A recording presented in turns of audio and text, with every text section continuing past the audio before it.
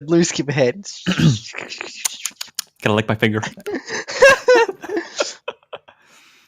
Gosh, shit. This audio tape is going on the We wrong begin? chapter. Let me skip ahead. Just on the B-sides here.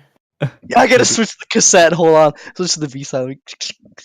We begin with some very basic definitions. Okay. The definitions. Data are collections of observations such as measurements, genders, or survey responses. Did you say genders? The fuck? Genders in my math. Please don't interrupt the audiobook. Oh, I'm sorry. I didn't realize this. I didn't realize this thing was interactive. Like, set it down. A single data value is called a datum, a term rarely used. The term data is plural, so it is correct to say data are, not data is. Statistics is the science of planning studies and experiments, obtaining data, and organizing, summarizing, presenting, analyzing, and interpreting those data, and then drawing conclusions based on them. A population is the complete collection of all measurements or data that are being considered. Typically, a population is the complete collection of data that we would like to make inferences about. A census is a collection of data from every member of the population, and a sample is a sub-collection of members selected from the population. Because populations are often very large, a common objective of the use of statistics is to obtain data, sample, and then use those data to form a conclusion about the population. Example 1. Residential carbon monoxide detectors. What? How oddly specific. Audiobooks don't laugh. Let me pause. Hold on. How oddly specific. how oddly specific. Also, hold on. Dude, hold on, audio. Let me rewind a bit. Did this thing mention, like, genders and data's pronouns? Let me replay that. Data are collections of observations. I like you actually went back. You actually went back. Actually rewound.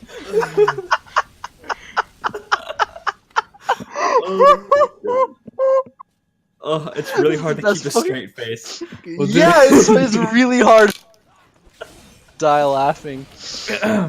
Oh man. Okay, let me re-put myself that. Let me rewind. Fast forward. Example 1. Residential carbon monoxide detectors. In the journal article Residential Carbon Monoxide Detector Failure Rates in the United States by Ryan and Arnold, American Journal of Public Health, Volume 101, Number 10. It was stated... No. Hold on. You gotta have something. Wait.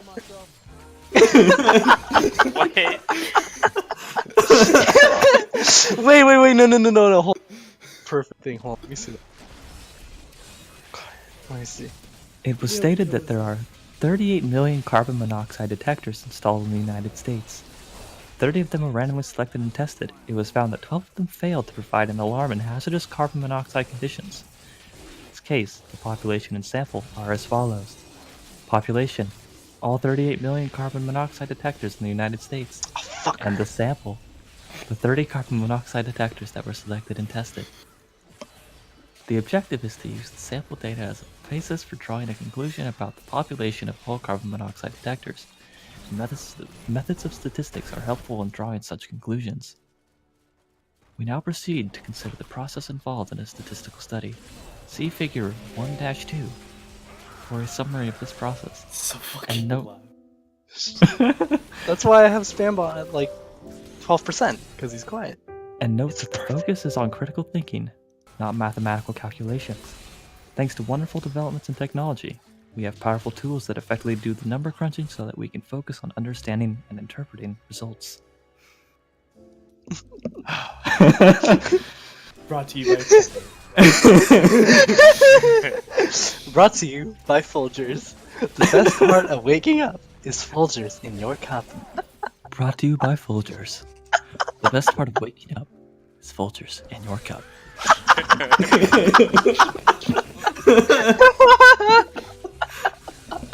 And back to you, Billy.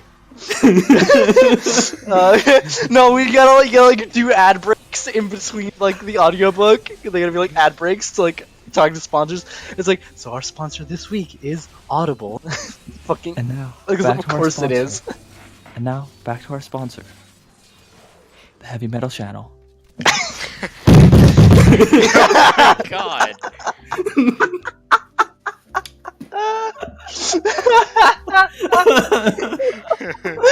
Like the calmest audiobook has a heavy metal sponsor. It's just like, oh my god. And now back to our regular scheduled program.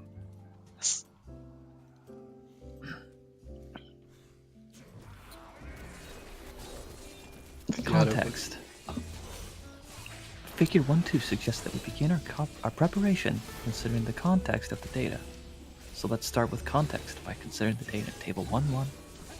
Table 1-1 includes the numbers of registered pleasure boats in Florida, tens of thousands, and the number of manatee facilities from encounters with boats in Florida for each of several recent years. The format of Table 1-1 suggests the following goal. Determine whether there is a relationship between numbers of boats and numbers of manatee deaths from boats. This goal suggests a reasonable hypothesis. As the numbers of boats increase, the number of manatee deaths increase. Source of the data. The second step in our preparation is to consider the source, as indicated in Figure 1-2. The data in Table 1-1 are from the Florida Department of Highway Safety and Motor Vehicles, Florida Marine Research Institute. The sources certainly appear to be reputable. Sampling method. Figure 1-2 suggests that we conclude our preparation by considering the sampling method. The data in Table 1-1 were obtained from official government records known to be reliable. The sampling method appears to be sound. Sampling methods and the use of randomization will be discussed in Section 1.3, but for now, we stress that a sound sampling method is absolutely essential for good results in a statistical study. It is generally a bad practice to use voluntary response or self-selected samples, even though their use is common. Oh shit, what? The following types of polls are common examples of voluntary response samples. By their very nature, while they're seriously flawed because we should not make conclusions about the population on the basis of samples with a strong possibility of bias. Internet polls, in which people online can decide whether to respond. Mail-in polls, in which people can decide whether to reply. And telephone call-in polls, in which newspaper, radio, or television announcements ask that you voluntarily call a special number to register your opinion. The chapter problem involves TUSA Today survey with voluntary response sample. See also the following example, number 2. Example 2, voluntary response sample. The ABC television show Nightline asked viewers to call their opinion about whether the United Nations headquarters should remain in the United States. Viewers then decided themselves whether to call with their opinions. 67% of the 186,000 respondents said the United Nations should be moved out of the United States. In a separate and independent survey, 500 respondents were randomly selected and surveyed, and 38% of this group wanted the United Nations to move out of the United States. Two polls produced dramatically different results, even though the Nightline poll group involved 186,000 volunteer respondents. A much smaller poll of 500 randomly selected respondents is more likely to provide better results because of the far superior sampling method. Analyze.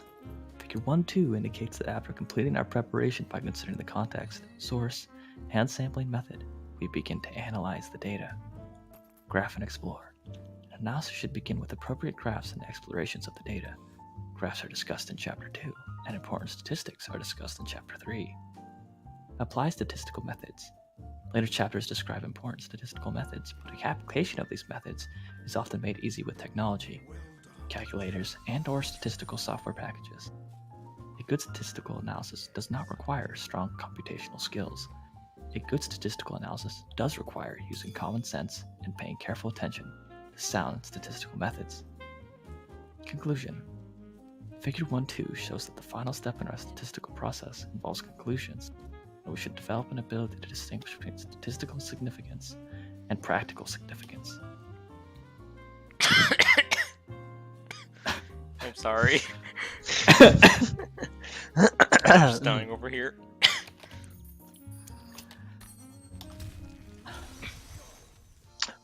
Statistical significance. Statistical significance is achieved in a study when we get a result that is very unlikely to occur by chance. A common criteria is that we have statistical significance if the likelihood of an event occurring by chance is 5% or less. Getting 98 girls and 100 random births is statistically significant because such an extreme outcome is not likely to result from random chance. Getting 52 girls and 100 births. Hey, what the fuck? Hold on. Pause that. Hey, what the fuck? No, why is dialogue? Music. That's not Hold on. music. Dialogue is ruining everything. That caught me way off guard. Wait, hold on. That's This the, dialogue that's is the ruining full everything. episode. Yeah, I just wanted to, I thought we were putting in music here. Background Full jazz or episode something. of Bob Ross. Yeah, hold on. As much as I love Bob Ross, I don't think this is what we're here for, mate. Hold on. Oh shit. Well, fuck me. Fuck, I don't know how people can keep talking for this long. I need some water. I think that's why they pause every once in a while. Holy shit. Oh, I don't My want voice lo-fi is hip-hop. my voice is slowly getting more raspy as I continue. I think that's the what they call the benefit, the additive, the That's what bit they of call it. sugar on that cake. I think that's what they call sexy.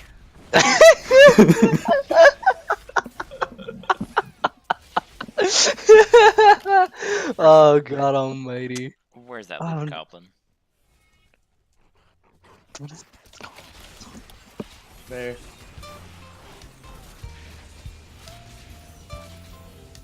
And now, back to our regular scheduled program. Practical significance.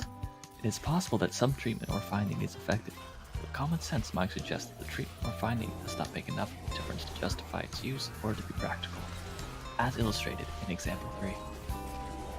Example 3. Statistical significance versus practical significance. Procare Industries once supplied a product with gender choice that supposedly increased the chance of a couple having a baby with the gender that they desired. In the absence of any evidence of its effectiveness, the product was banned by the Food and Drug Administration as a gross deception of the consumer.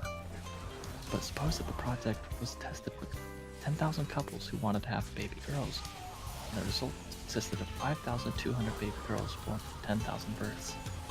This result is statistically significant because the likelihood of it happening due to chance is only 0.003%, so chance doesn't seem like a feasible explanation. Can someone turn that fucking music down? you can actually on you yourself can. It's like 12%. He's good. He's on 1% and he's like overpowering my voice as I'm Really? talking. Mine's on Yeah. 10 and we're more powerful. There you go. This result is No. It calms down. It calms down. This result is statistically significant because the likelihood of it happening due to chance is only 0.003%. So chance doesn't seem like a feasible explanation. that 52% rate of girls is statistically significant, but it lacks practical significance because 52% is only slightly above 50. Couples would not want to spend the time and money to increase the likelihood of a girl from 50 to 52%. Analyzing data. Potential pitfalls. Here are a few more items that could cause Christ. analyzing data.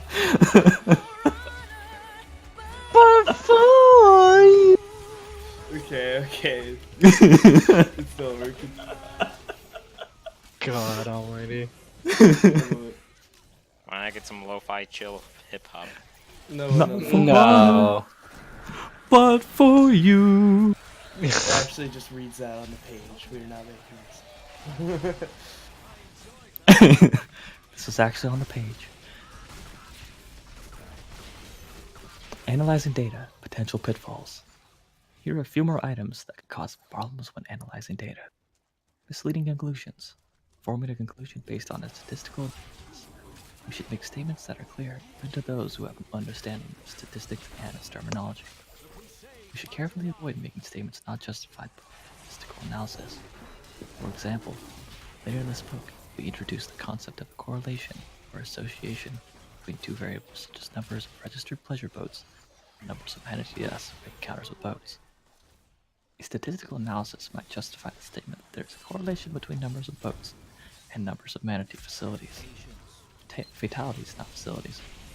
But it would not justify a statement that an increase in the number of boats causes an increase in the number of manatee fatalities. That's Such a statement about casualty can be justified by physical evidence, not statistical analysis. Correlation does not imply causation. Sample data reported instead of measured.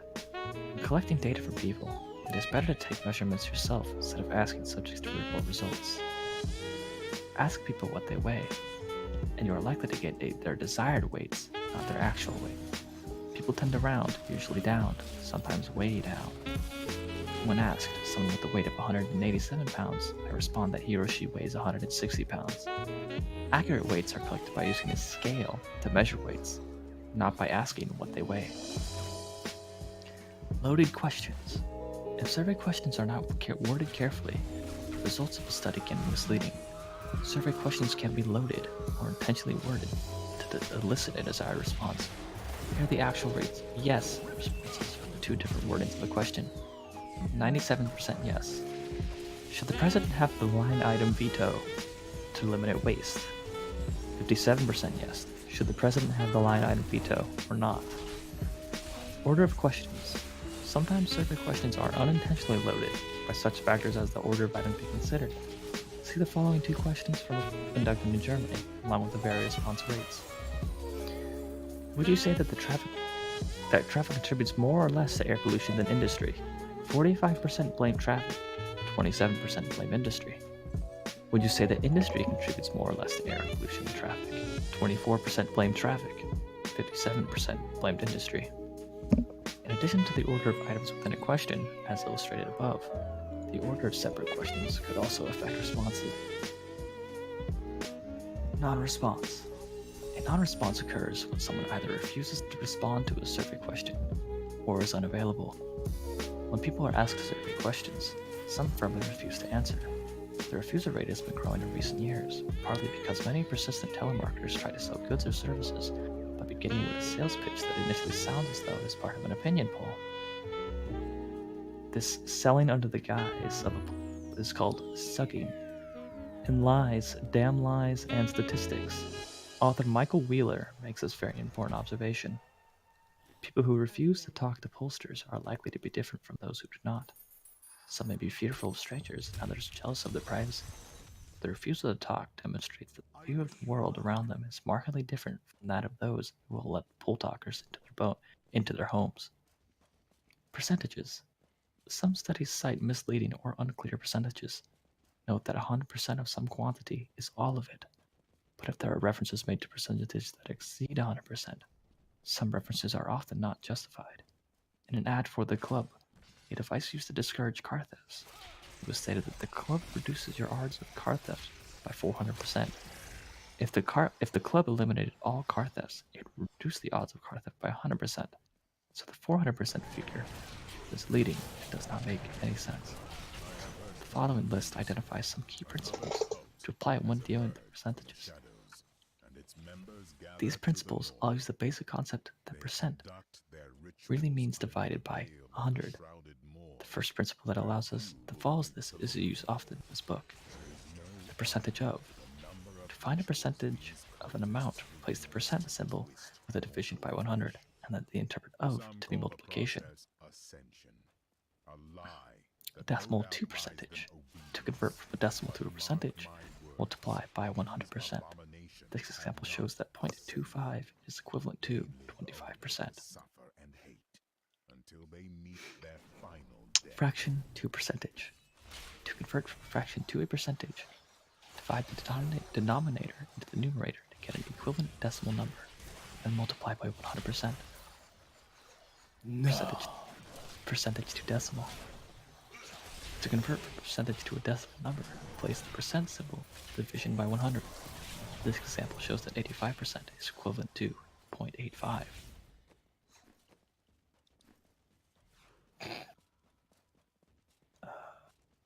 Where's the next thing I need? Chapter 1, 2. Fuck, I forgot about different sections. Chapter 1, Section 2. Key concept. A major use of statistics is to collect and use sample data to make conclusions about populations.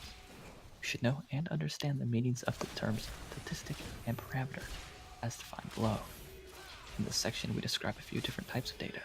Type of data is one of the key factors that determine the statistical methods we use in our analysis. In part 1 of this section, we describe the basics of different types of data. Then in part 2, we consider big data and missing data. Part 1, basic types of data. Definitions. A parameter is a numerical measurement describing some characteristic of the population. A statistic is a numerical measurement describing some characteristic of a sample. If we have more than one statistic, we have statistics. Another meaning of statistics was given in section 1.1. We defined statistics to be the science of planning, studies and experiments, obtaining data, organizing, summarizing, presenting, analyzing, and interpreting those data, drawing conclusions based on them. We now have two different definitions of statistics. We can determine which of these two definitions applies by considering the context in which the term statistics is used. The following example uses the first meaning of statistics as given on the previous page. Example 1. Perimeter/statistic. There are 17,246,372 high school students in the United States. In a study of 8,505 U.S. high school students 16 years of age or older, 45.5% of them said that they texted while driving at least once during the previous 30 days. Based on data in texting while driving and other risky motor vehicle behaviors among U.S. high school students by Olson, Schultz, Eaton, Pediatrics, Volume 131, Number 6. Parameter. Population size of 17,246,372 high school students is a parameter because it is the entire population of all high school students in the United States. If we somehow knew the percentage of all 17,246,372 high school students who reported they had texted while driving, that percentage It's would just also that be a 70 don't parameter. have. All in one high school. Statistic. The sample size of 8,505 surveyed high school students is a statistic because it is based on a sample, not the entire population of all high school students in the United States. The value of 45.5% is another statistic because it is also based on the sample, not on the entire population. Quantitative/categorical. Some data are numbers representing counts or measures, such as an ISQ score of 135, whereas others are attributes, such as eye color of green or brown, that are not counts or measurements. The terms quantitative data and categorical data distinguish between these types. Quantitative or numerical data consists of numbers representing counts or measurements. Categorical or qualitative or attribute data consists of names or labels, not numbers that represent counts or measurements. Caution. Categorical data are sometimes coded with numbers, with those numbers replacing names. Although such numbers might appear to be quantitative, they are actually categorical. See the third part of example 2 that follows.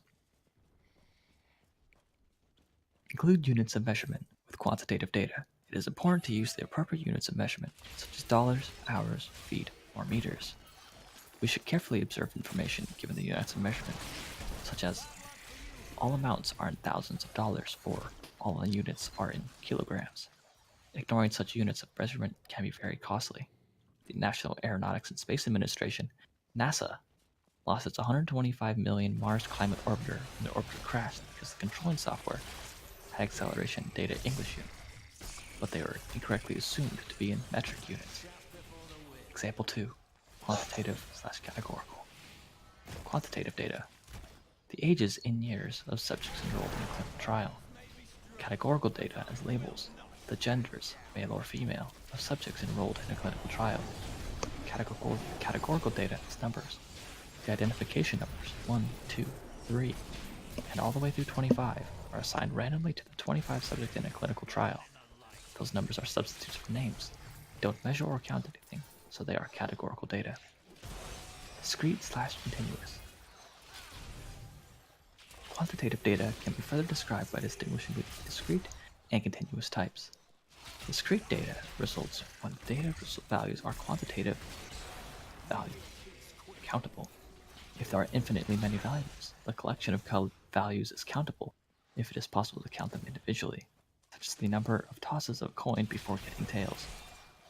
Continuous/numerical data result from infinitely many possible quantitative values. The collection of values is not countable.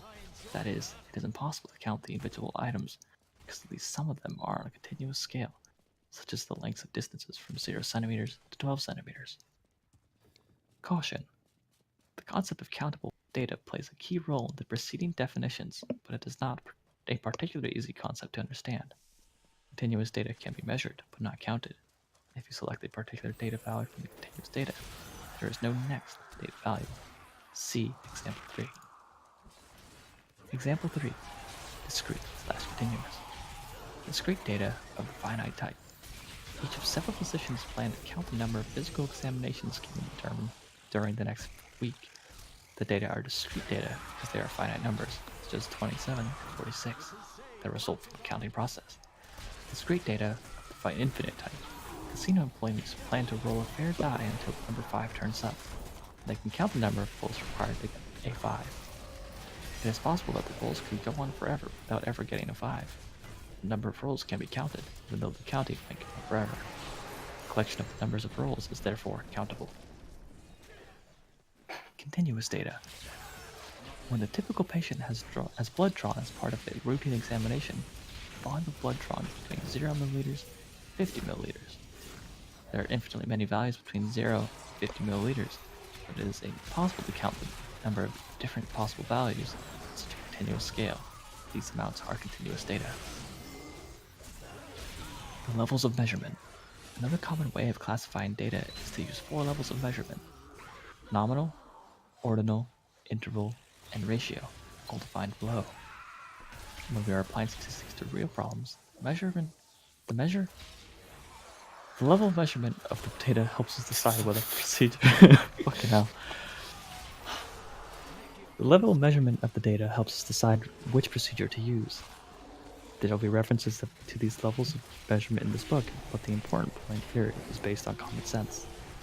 Don't do computations, and don't use statistical methods that are not appropriate for the data. For example, it would not make sense to compute an average mean of social security numbers because those numbers are data that are used for identification, and they don't represent measurements or counts of anything. Table 1-2, the levels of measurement. Ratio. Brief description. There is a natural 0 starting point, and ratios make sense. An example: heights, lengths, distances, volumes. Level of measurement. Interval. The differences are meaningful, but there is no natural 0 starting point. Ratios are meaningless. Example: body temperatures in degrees, Fahrenheit or Celsius. The level of measurement. Ordinal. Data can be measured and can be arranged in order, but differences either can't be found or meaningless. Example: lengths of colleges in the United States News Annual Report. Level of measurement. Nominal. Categories only. Data cannot be arranged in any order. Example: eye colors. Holy fuck. Holy shit. Oh, fuck me. Alright. That's enough of that. I cannot keep reading. Boy on God. Shit. Jesus Christ. I just flipped through the next 3 pages. Christ. That was an exciting and enjoyable. Good lord.